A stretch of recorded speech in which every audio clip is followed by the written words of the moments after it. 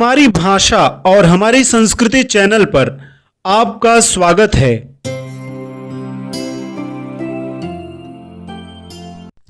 आज हम पढ़ने जा रहे हैं अर्थ के आधार पर वाक्य रचना के विषय में। तो जानते हैं सबसे पहले वाक्य के विषय में। दो या दो से अधिक शब्दों के सार्थक समूह को वाक्य कहते हैं। यानी दो या दो से ज़्यादा शब्द मिलें और उसका कुछ वास्तव में अर्थ निकले तो उसे वाक्य कहते हैं। जैसे सत्य की विजय होती है, वह घर जाता है, इत्यादि।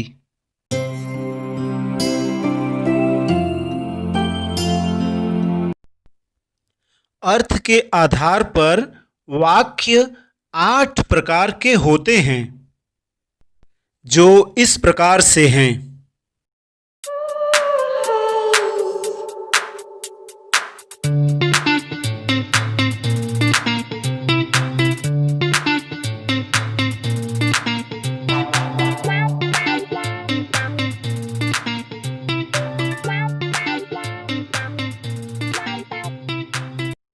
तो प्यारे बच्चों, अर्थ की दृष्टि से वाक्य का जो पहला भेद है वह है विधानवाचक वाक्य। जिन वाक्यों से किसी क्रिया के करने या होने की सामान्य सूचना मिलती हो उन्हें विधानवाचक वाक्य कहा जाता है। जैसे पृथ्वी सूर्य के चारों ओर घूमती है, हम कल ताजमहल देखने गए थे, विद्यार्थी पढ़ रहा है, सूरज चमक रहा है, अध्यापिका पढ़ा रही हैं। यानी कुल मिला के जिस वाक्य से किसी काम के होने या करने का सामान्य रूप से बोध होता है उसे हम विधानवाचक वाक्य कहते हैं। अफर्मेटिव सेंटेंस को ही विधानवाचक वाक्य के रूप में जाना जाता है। अफर्मेटिव को पॉजिटिव सेंटेंस भी हम अंग्रेजी में बोलते हैं। तो कहने का मतलब है कोई भी सामान्य वाक्य एक है वो विधानवाचक वाक्य कहलाता है।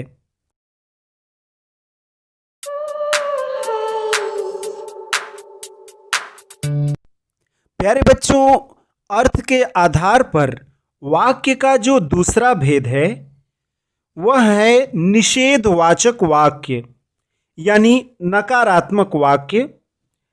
जैसे कि वह नहीं पढ़ेगा, अध्यापक जी आज नहीं आएंगे। यानी कुल मिला के हम कह सकते हैं कि अंग्रेजी का जो नेगेटिव सेंटेंस होता है वह हिंदी में नकारात्मक वाक्य के नाम से जाना जाता है।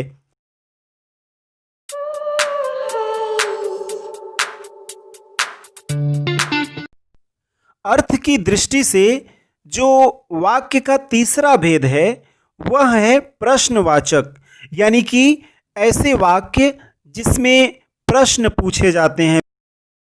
तो जैसे यह किसकी पुस्तक है, भोजन किसने नहीं किया है, यहाँ पर कौन आया था, इस प्रकार के वाक्य प्रश्नवाचक वाक्य कहलाते हैं।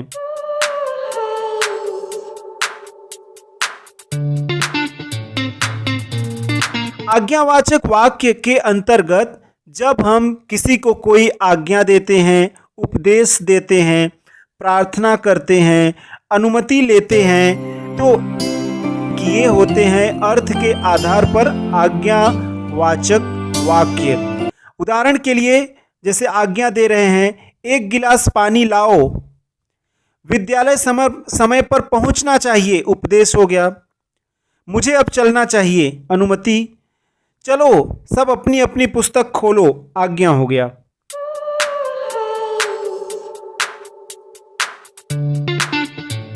जो पांचवा प्रकार है संदेहवाचक वाक्य है। जिस वाक्य में से किसी कार्य के होने में संदेह का बोध होता है उसे हम संदेहवाचक वाक्य कहते हैं। अब जैसे कि शायद कल मैं न आऊं, हो सकता है मैं घूमने चला जाऊं, यानी जिसमें संदेह की स्थिति बनी हुई है कि कार्य पूरा होगा या नहीं होगा, ऐसे वाक्य संदेहवाचक वाक्य कहे जाते हैं।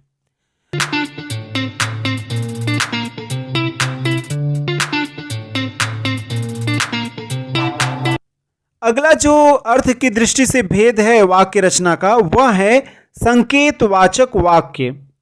जिस वाक्य में एक बात या काम का होना दूसरी बात या काम के होने पर निर्भर करता है, उसे संकेतवाचक वाक्य कहते हैं। उदाहरण के लिए, यदि सावधानी बरती जाए तो दुर्घटना रोकी जा सकती है। यदि खान पान पर ध्यान दोगे तो स्वस्थ रहोगे। यानी एक वाक्य पर, एक बात पर दूसरी बात आधारित है। तो ऐसे वाक्यों को हम कंडीशनल सेंटेंस के नाम से भी जानते हैं। अगला वाक्य का भेद है इच्छावाचक वाक्य। जिस वाक्य से इच्छा, आशीर्वाद, शुभ कामना आदि का बोध हो, उसे इच्छावाचक वाक्य कहते हैं। जैसे, काश मैं एवरेस्ट छू पाता, अपनी इच्छा प्रकट की कि ईश्वर तुम्हें प्रसन्न रखें। 9 वर्ष की हार्दिक शुभकामनाएं। तो ये थे इच्छावाचक के कुछ उदाहरण।